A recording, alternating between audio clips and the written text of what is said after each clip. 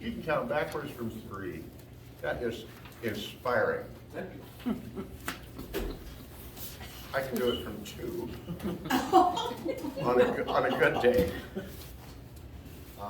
Welcome, everybody. Good to see tables filling back up again. And understand that COVID's been running rampant and other things, my goodness sakes.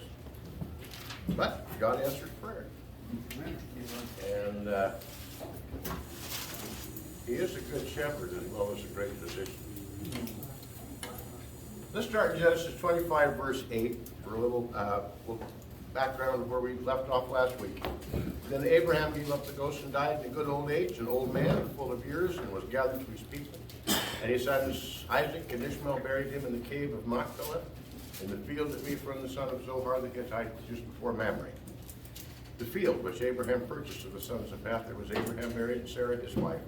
And it came to pass after the death of Abraham that God blessed his son Isaac, and Isaac dwelt by the well the Hayrite. Now that's where we left off last week, so let's continue.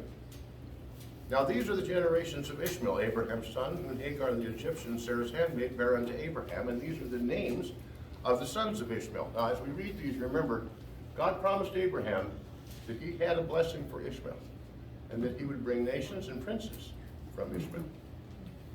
And as you'll go through here, you might want to just sort of subliminally count these names. Yeah. These are the names of the sons of Ishmael by their names according to their generations. The firstborn of Ishmael is Nebajoth, and Kedar, and Adbeel, and Mibsham, and Mishma, and Duma, and Massa, and Adar, and Tema, Jeter, Nephish, and Kedama. These are the sons of Ishmael. These are their names by their towns, by their castles, 12 princes, according to their nations. And these are the years of the life of Ishmael, 137 years. And he gave up the ghost and died and was gathered unto his people.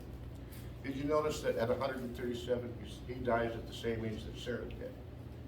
Sarah was 137 years old. Watch for numbers as they begin to repeat. And as you move through Genesis and now through the rest of the Pentateuch, that's what they will do. And they dwelt from Havilah unto Shur. Anybody know where Havilah is?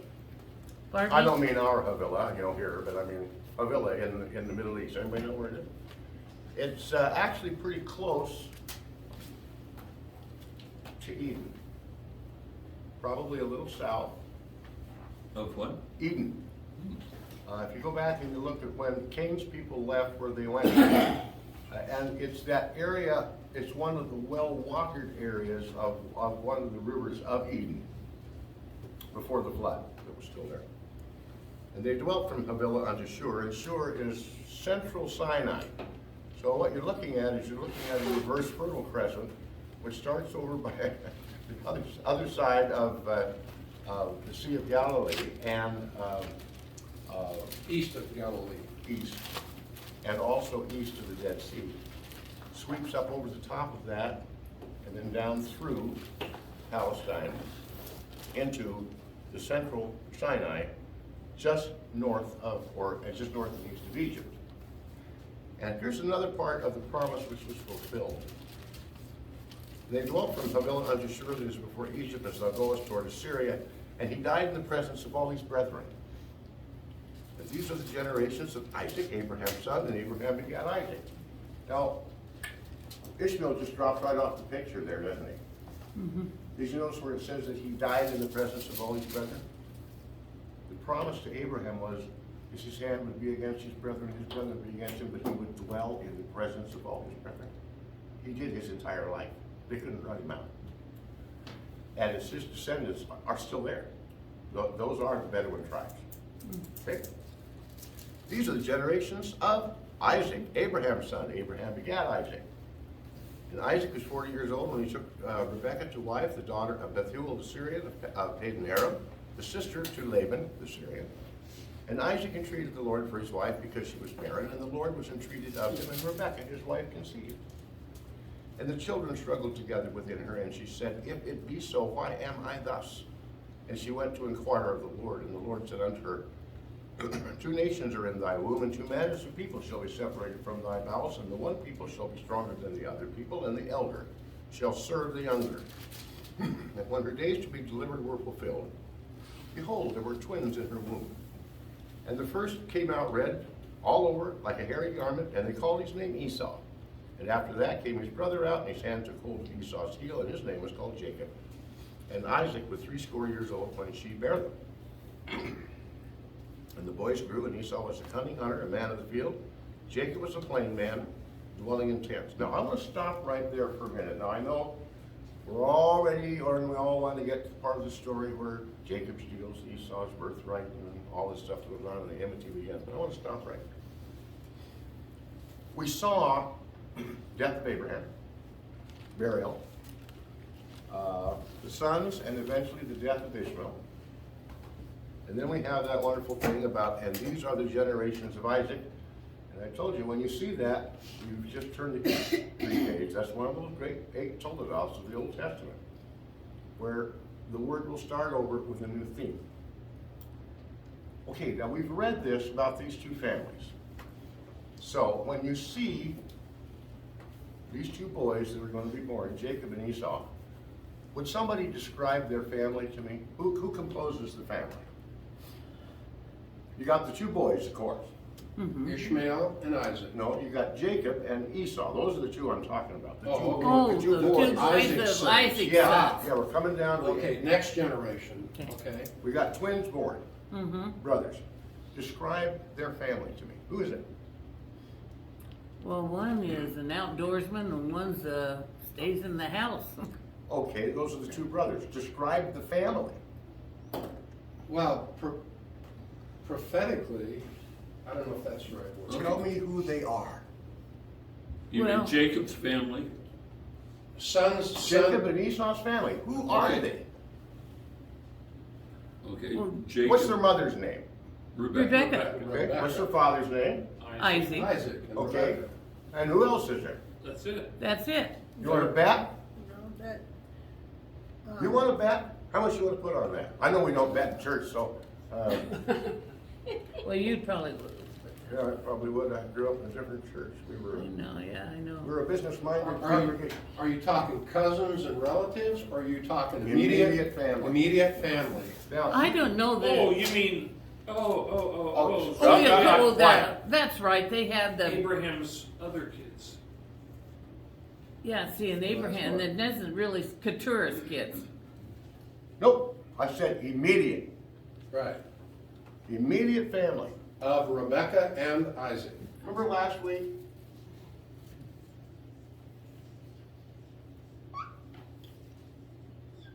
Now, this is what has just happened.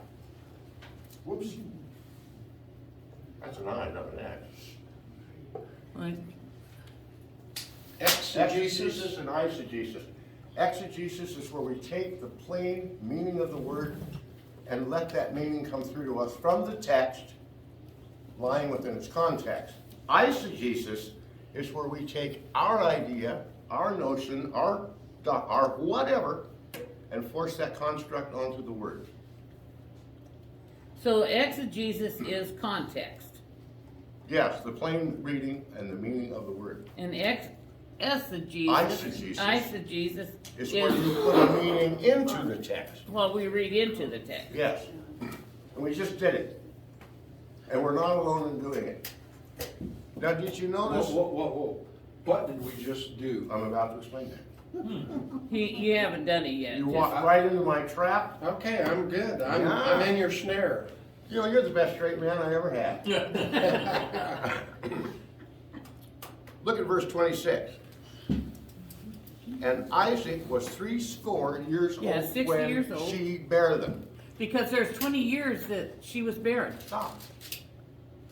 Yes, 20 years, or 40 Yes. when they married. But how much younger than Abraham is Isaac? How much younger is He's Abraham? 100 years Yes. younger than Abraham. Right. This Oh. man is 60. How old is Abraham when he dies? I don't remember. He's 175. You want to do the math real quick? Abraham is still alive. Okay. 137. Oh, you're saying that. Ishmael was. Oh, you're saying that Abraham is still Abraham alive is at the time. still alive. Okay. Now, the reason I'm doing this, two things.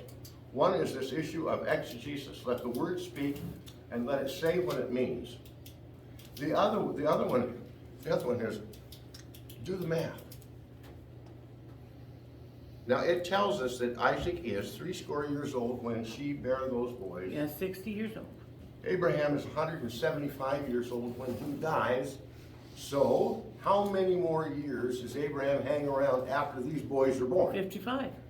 He hangs around 15 years. Or 15. Oh, duh. Take some more Benadryl there. No, just a minute. Take If you're the- 60 years old Take the, when those boys are born. Isaac is. Right. He is 100 years younger than Abraham, who is 160, who dies at 175. 75. That means he's got 15 years left. Oh, I see. Okay, okay. Yeah. And you add 8.3 for tax and you get, do the math. Now you see what I mean by exegesis? Now, do you remember when we started the study and I said, I'm going to bore you with some detail? And one of the details that I did as I drew those overlapping arches about how Hebrew literature is written. I don't know how much it's picked up or how much I blocked, but it's like this. All right. Hebrew literature, I don't care whether it's the Bible or whether it's poetry or whether it's history, is not written the way we write it in English and to the Western mind. We write history and biography specifically in sequence. They write it thematically. Now, here's one thing. That's Abraham. Here's another theme, which is Isaac. Okay, now we're going to get over here eventually to Jacob, aren't we? See how they overlap? And when they do, you better pay real close attention to these areas right in here. Where they overlap for a reason. Now, one of the ways we know that it overlaps, and it's very simple when you think about it, Abraham is Isaac's father, right? And since he doesn't die the day that Isaac is born, the lives overlap for a number of years. They overlap for a number of years. And if they are both themes of this narrative, the themes also will overlap. Now, if you don't pay close attention to the way the word is written, and it's very plain, it's not tricky, but how many times have you heard that Abraham was still alive when those boys were born? See how easy it is to gloss over? There's some other things here that's been glossed over, but in a number of different ways. For instance, when it talks about Rebekah, the daughter of Bethuel, the Syrian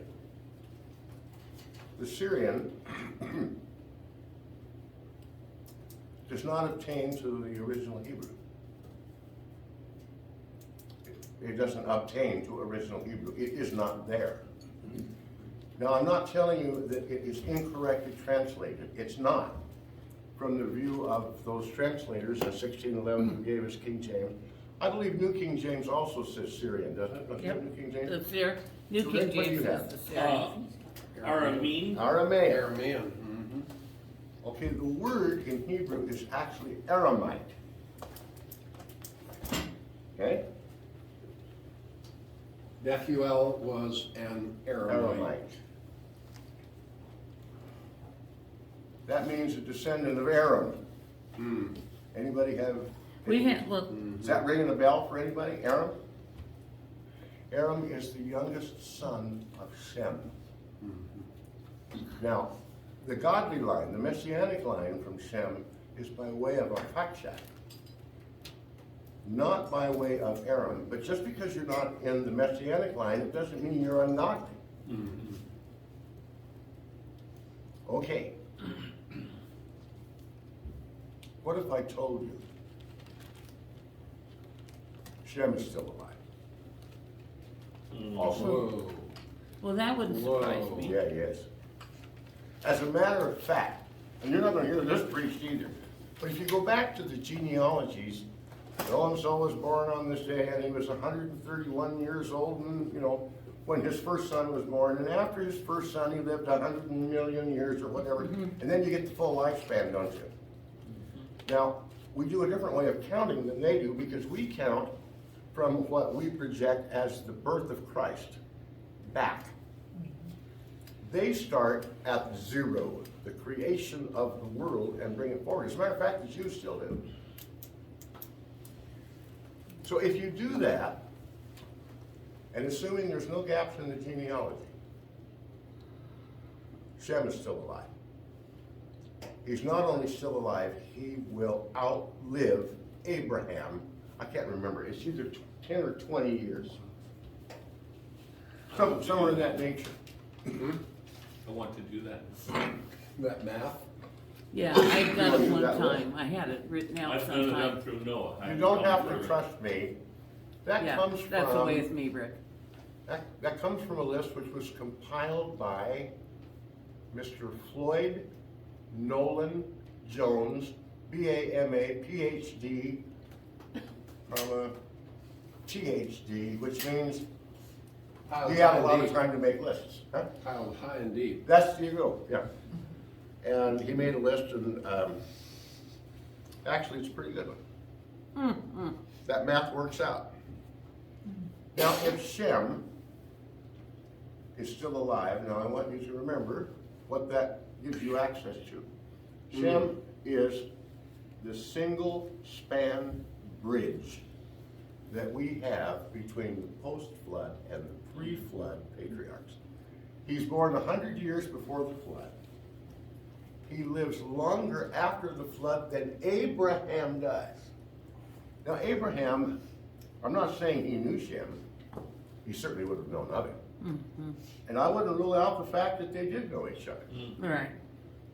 Bible doesn't say one way or the other, so I can't say one way or the other. But this is a very knowledgeable family. They keep track of each other. Now, if he's still alive, so's Aaron. More So than who? likely, Aaron.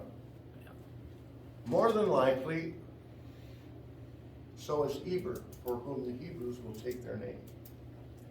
Now, here's what I mean about meaning and why you let the word say what it's supposed to say. And all that it says. These boys will be 15 years old. Now, the Bible doesn't say they're there, but you better believe when they bury Abraham that Jacob and Esau are there with their hair combed, pants pressed, shoes shined, as it were, at 15. Now, by the time they're 15, how would you like to have had the father of faith as your Sunday school teacher for 15 years? Your pastor for 15 years. This man who's talked to God, who ate with God, who saw the fire fall on Sodom and let him know what that was. That's who they had. And he would have been conversant with the oral stories that had come through that family all the way from Noah, because Shem is still alive. That's the time frame that we're looking at here. And most times, it's not taught that way. You have Abraham, the story of his burial, and they take that as the end of his life, and then they make this jump. I want to tell you something. Isaac is not out here on his own, as it were, stumbling around, trying to find some semblance of a basis upon which to establish a faith. Isaac receives both the birthright and the blessing from the hand of his father. And he got a lot more than that. He got a lot of talk. These are father and son, and over there, that firstborn, and as far as God is concerned, Isaac is the only born. And when you look at Jacob and Esau, we're going to look at a lot of them in a little bit later. How would you like to have Isaac for a father? He went up Moriah with Abraham. Think of the story he had to tell about the wood, the ropes, and that knife. The ram. Sure. Then they go back and they ask Abraham, would you really done it? What were you thinking when you took that? He's there to answer that. They would have heard all of that. And what we get is a little Well, one came out first and he was red all over his area like a garment, and, you know, we've all been taught. Anybody know what Esau means? Oh, yeah, I should know. No? Harry? There you go. Harry. Yeah, And Jacob does mean supplanter or trickster. yeah. Now let's look. Can I, Sure.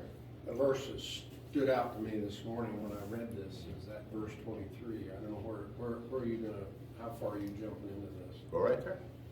The Lord said to her, the founders of, and this is, when the two children, the boys were struggling. I'm listening, I'm not ignoring you. What? I'm listening, I'm not ignoring you. Oh, okay. But I'm gonna write another word up there. So Rebecca became pregnant. The two kids, the two children are struggling together, struggling within her. And she said, if it is so that the Lord has heard our prayer, why am I like this? She went to inquire. Rebecca went to God and asked, Lord, what's going on here? What's happening inside of me? Why And is the Lord this so- said to her, the Lord gave her the word. The founders of two nations are in your womb, and the separation of two peoples has begun in your body. Even before they were born, Now, can I jump on you a minute? oh, absolutely. That verse. That's amplified, isn't it? Yes. What is, I'm just saying, to me, it opened my eyes to understand the That's struggle. that is isogenesis right there. What? That's isogenesis right there. Isogenesis, okay. The word founders does not obtain, nowhere close. The what? The word founders, which you just read, it's not in there. Founders of two nations, you said. That is an amplification, yes. It It is. says, the Lord said to her, two nations are in your womb. Yes, now from our point of view, that's perfectly correct. From Rebecca's point of view, it is not. And I'm about to show you why. Okay. And it has to do with this, hermeneutics. It's I what? put it up there because I know you're gonna ask me to spell it. Oh, my goodness. E-R? or H-E-R-H-E-R-M-E-N-E-U-T-I-C-S. Hermeneutics. It is a very, very, very complicated word which means interpretation. Why they don't just say interpretation, I don't know. But if you go to seminary or anything that pretends to be a seminary, they will tell you this is how you interpret the Bible. That's what they'll tell you hermeneutics is. Hermeneutics is the interpretation of any written document, whether it's a contract, whether it is a Bible, a book in the Bible, a verse in the Bible, a Shakespearean sonnet. Especially old. Oh yeah. And what you just saw is actually a hermeneutic. Now there were founders, but that's not what God told her. God tells her that there were two nations in her. Now that's not physically possible. You have two nations in the womb. God does not tell her that she has twins. He tells her, you got two nations. Now there's a couple of ways you can apply hermeneutics to that. You can say, all right, this is obviously a very troubled pregnancy. This is a very boisterous fetus. You're going to be a boisterous son or child. Maybe, there's going to be another one, and that will be the two nations, and they're going to fight. You don't know. But it starts here, in this pregnancy. That's really all God is telling her. Now watch what happens in verse 24, Frank. This is where it's really important. And when her days to be delivered were fulfilled, behold, there were twins in her womb. Now we're told they're twins. And we find out they're boys. Jacob and Esau. Now, what you just saw is the only hermeneutic that counts. The only way God will interpret His word, the only way, is to manifest it. Now He tells her, you've got two nations, you're struggling. He manifests it when she gives birth. It's twins. And one of them's got a hold of the other one by the foot. Right. And that struggle never stops. Nope. It may move to different areas and locations, but that struggle never stops. It's still going on today. It just goes on for different reasons. When God said a virgin shall conceive, a virgin did conceive, Christ came forth. Was the body spiritual?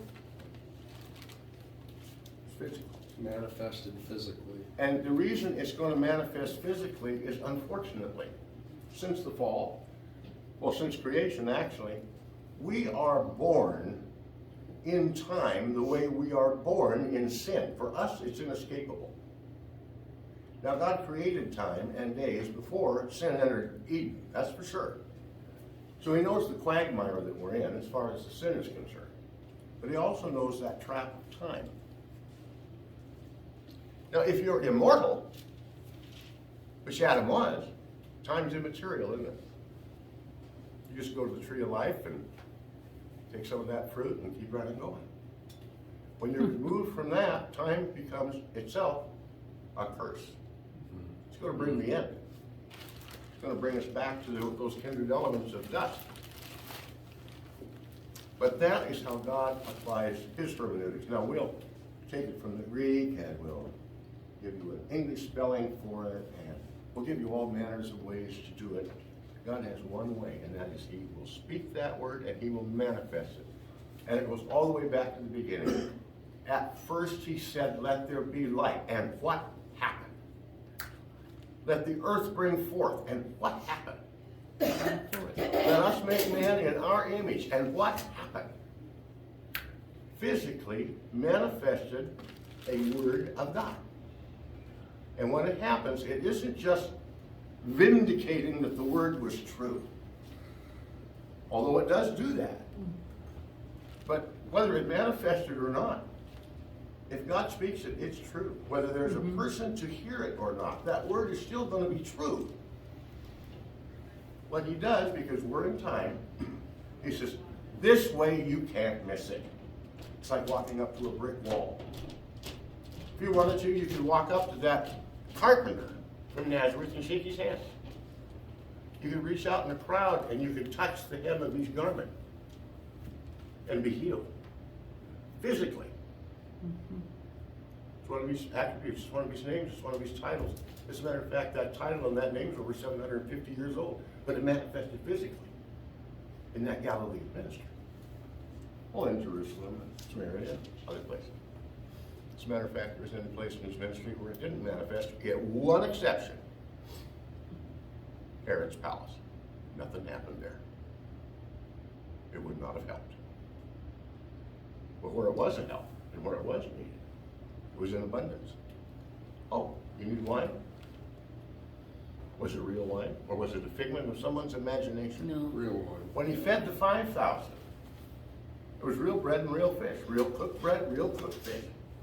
And to make that stick, he turned around and did it again with 4,000 men. Who knows how many it was total when you count the women and the children? God interprets his word by manifesting.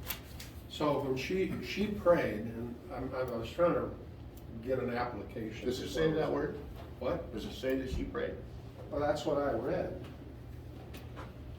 Now we're going to get back to exegesis here. Yeah, it's eisegesis. It says she inquired of the Lord. She inquired of the Lord. Who's still around? Abraham. Abraham, What's Abraham's job description? prophet. That's how you inquire of God if there's a prophet in the land.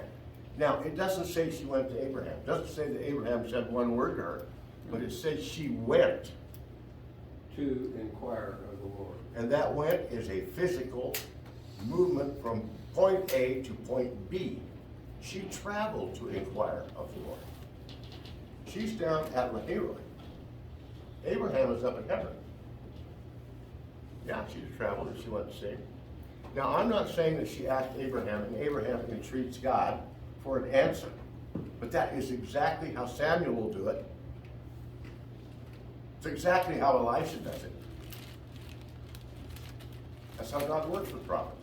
Now, that doesn't say that God cannot speak directly. And in fact, he may have.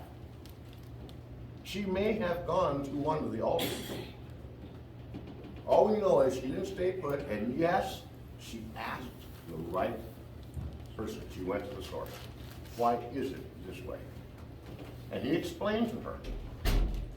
And then he manifested. So is it wrong for me to interpret that? No. She prayed? Nope. That she inquired, she prayed, right? That's right. If you were going to pray up until Good Friday, it'd be 30. If you were going to pray, how would you do it? I don't know if I understand what you mean. He brought a lamb and the priest offered it. You didn't have access to the Holy Holy. No, couldn't. Where That's where they're heading.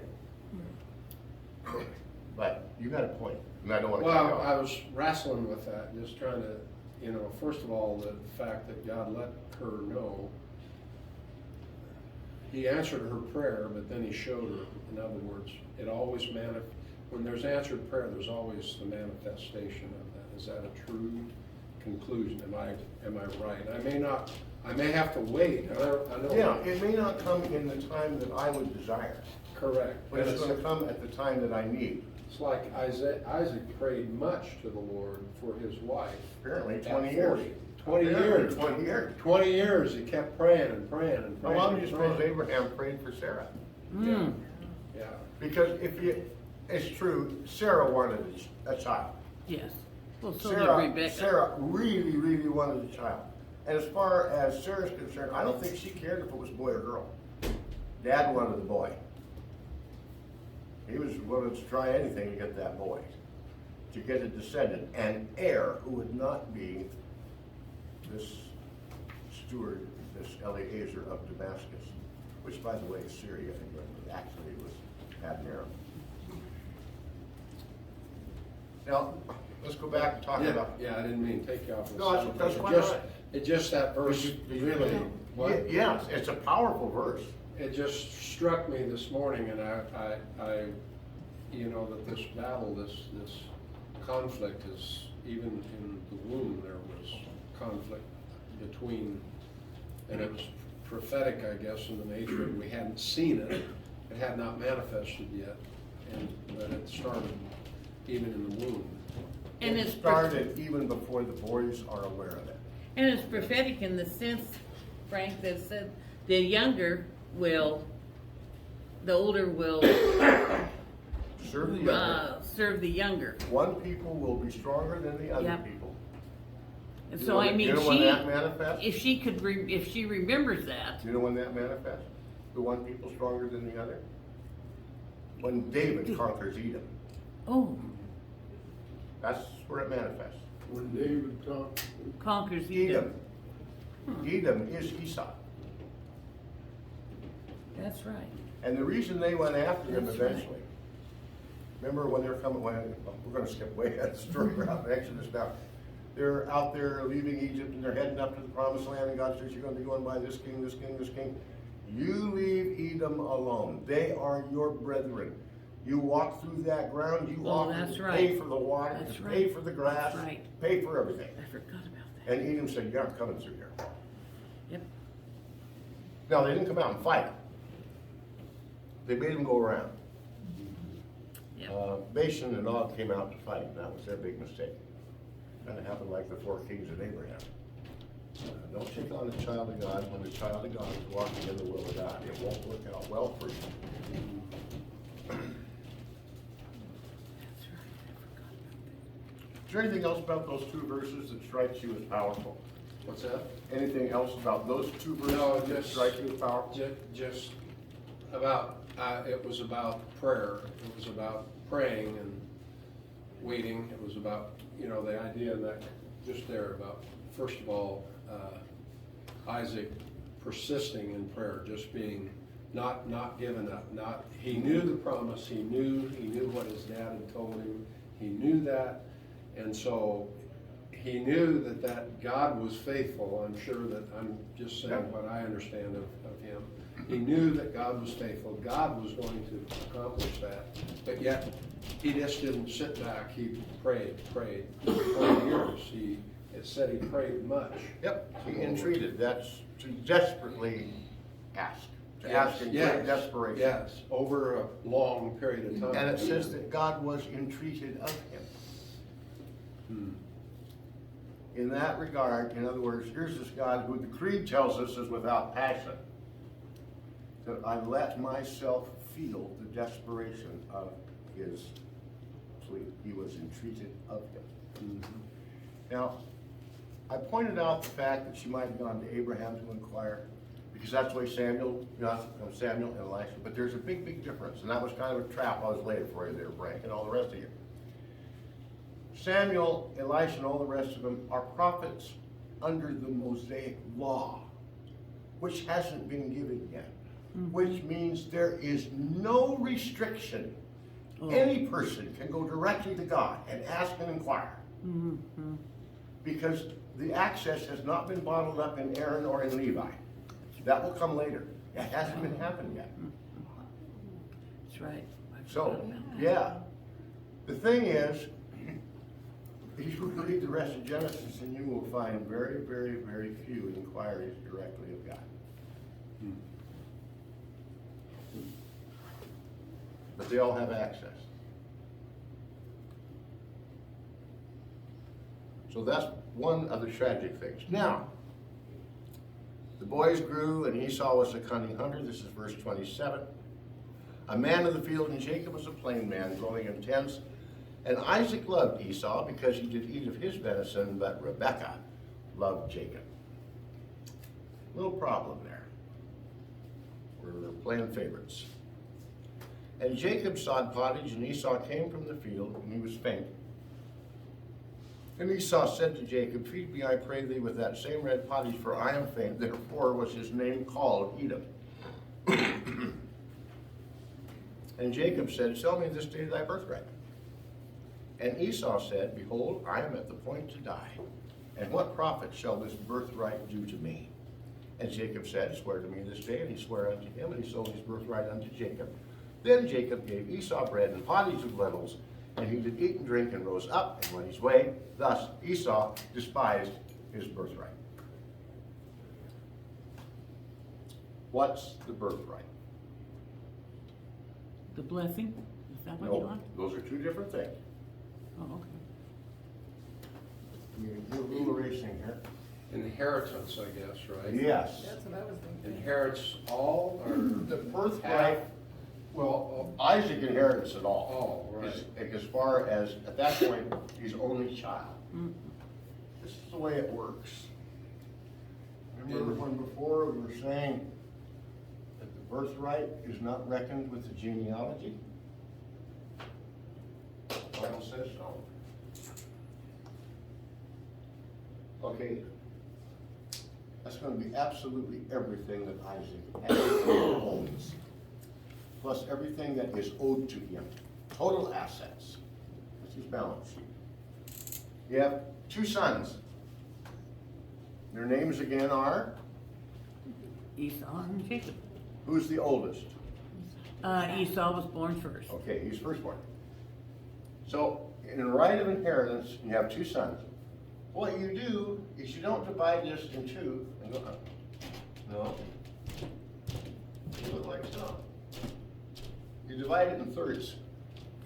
You have two boys. So you divide everything you have in thirds.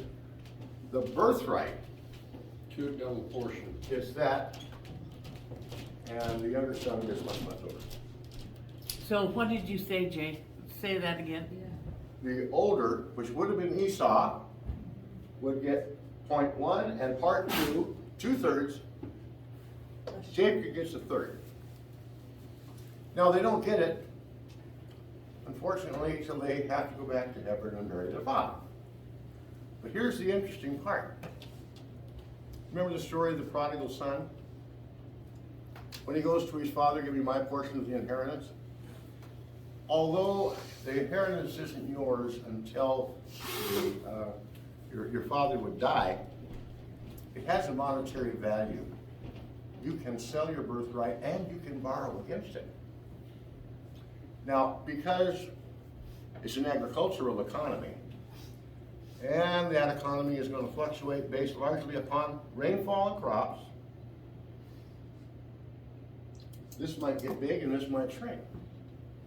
So if you're going to borrow against your birthright, and I'm the lender, I'm gonna be like the pawnbroker. I'm not giving you market value, because it may go down. On the other hand, it may go up, and I can make a fortune here. I might be able to make even more if I buy it from you. Now that is what Jacob is shooting for. If he buys the birthright, that means they've just traded places. That means that Jacob will get 1 and 2. Esau is gonna get 3.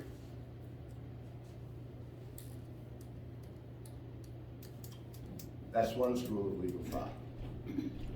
That's one school of legal thought. The other school is this. Jacob has this. Jacob buys this. Now what does he got? Got it all.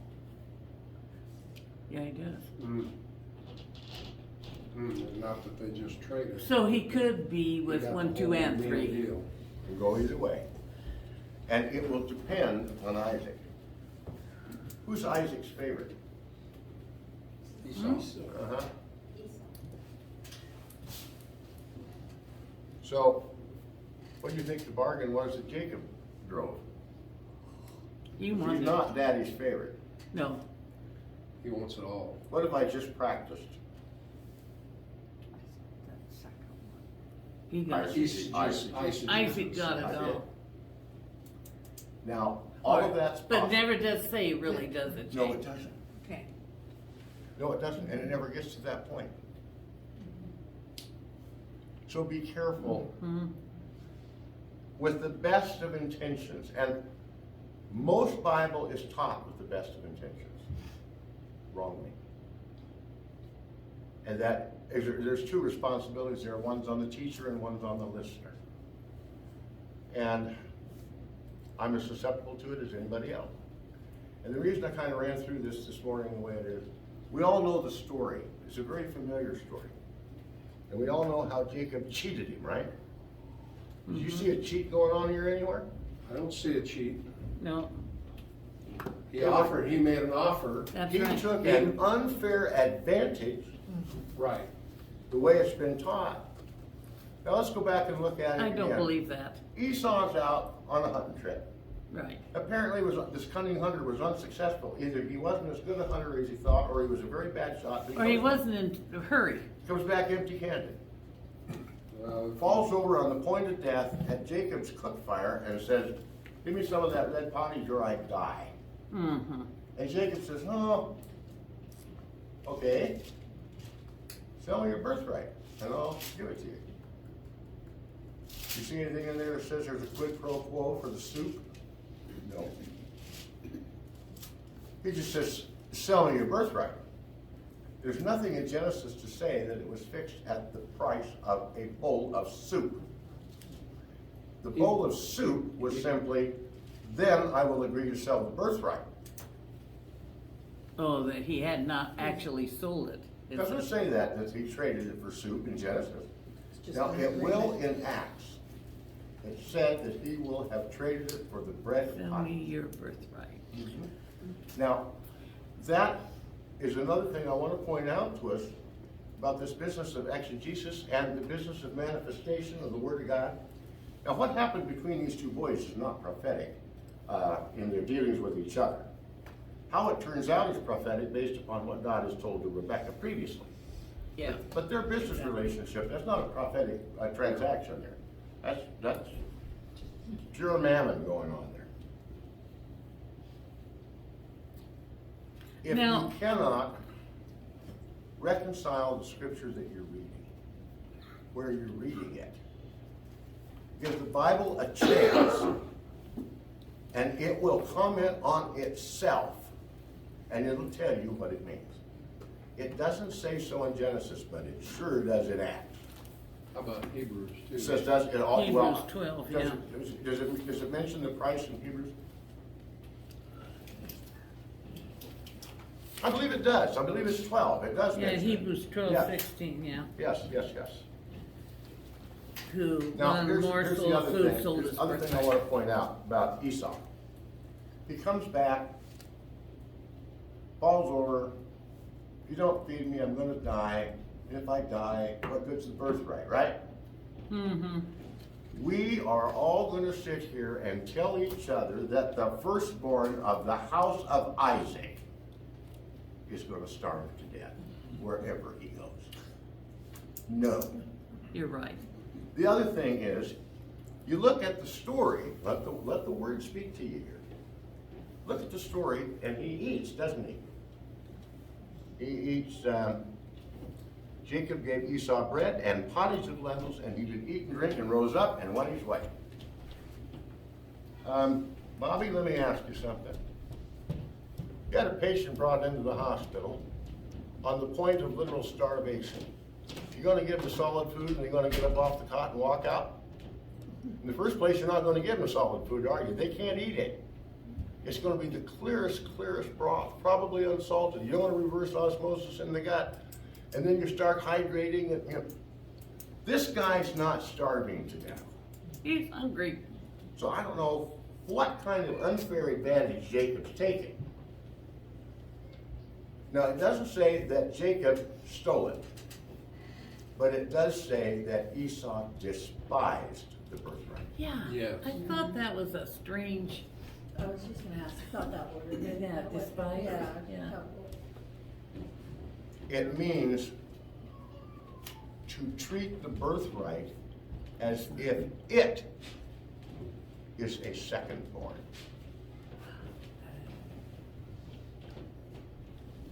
In this way, it wasn't good enough. Oh,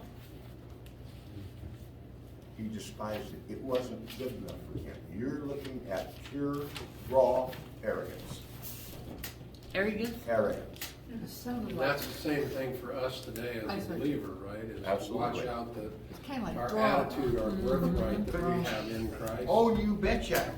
You betcha. I'm saved, so I'm better than the sinner. No, that's not why God saved me. God saved me because I am a sinner, and I need Him as much as that other guy. Right. Attitude.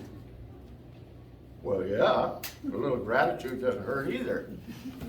A little humility. Yeah. Next week, sir. Oh. Boy, aren't you glad I'm running out of time, because I had 4 points on this alone. Preach it, brother. And I had 7 other verses and 2 jokes. And a pretty good poem. I'll talk to you this week. Why are you getting on my case? I'll tell you why I'm getting on your case, because I see a lot of me in you. I see a lot of me in a lot of you. No, And honest answer. And what I'm saying is, what I see in you, beware of. yes. Let me ask you a question. How does it feel? Really feel. How does it feel to be wrong? Wrong? Humiliating. How does it feel to be wrong? I don't know. What do you mean? You're unfamiliar with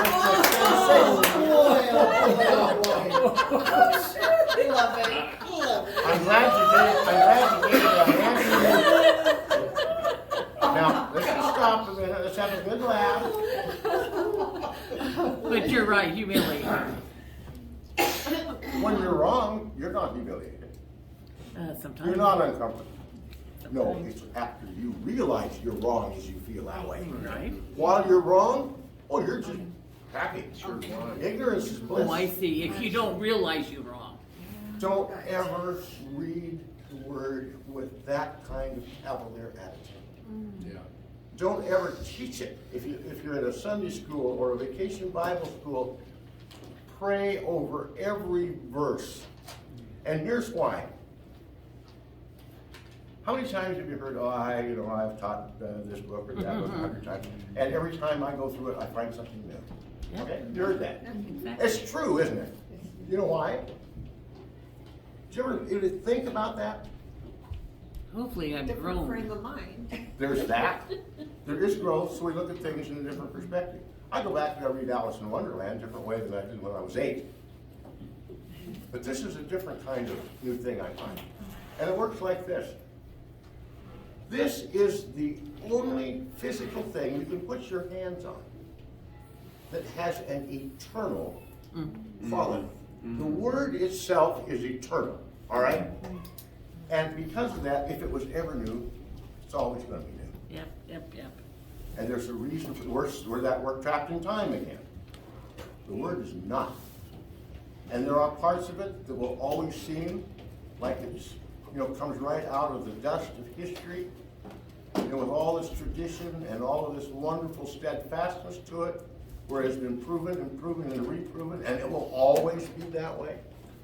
But if we don't read expecting to find the new and the gold among the old, we will gloss over it and we will lose so much. Now, it doesn't mean one tiddlywink to me, one way or the other, whether Haran is in Syria or Padmara. But given the fact that Abraham, Isaac, and Jacob are of that family, it would have meant so to them. And given the fact that that's the link back to Shem, who is the link back to Noah, who is the link back to Adam, see, the meaning does mean something. Now, does that help you? I don't mean to say, I don't mean to come up here and throw all these Greek words of exegesis, eisegesis, and hermeneutics and expect, okay, now let's go home and really tie into that. Well, because we brought it up last week, I thought, well, we better give an example, and this is a really good chapter to use as an example of what happens when you allow yourself to put your reading to the Word instead of letting the meaning of the Word come forth to you, and it is only the Spirit of God Himself who can do that. I can read it, but I cannot reveal it to you. But you've got those 3 promises that will never fail. If you ask, if you seek, if you knock, all 3 of those things, those are promises. Not mine, they're His. To you, not, leave me out of that picture. Teacher can help, preacher can help, but it's that Spirit of God who is ready to answer, and we don't get answers because we don't ask. So ask about it when you're studying. Okay, any questions, comments, strikes, complaints? I will not be with you next week. I understand you're going to have a better teacher. No. No, you don't deserve it.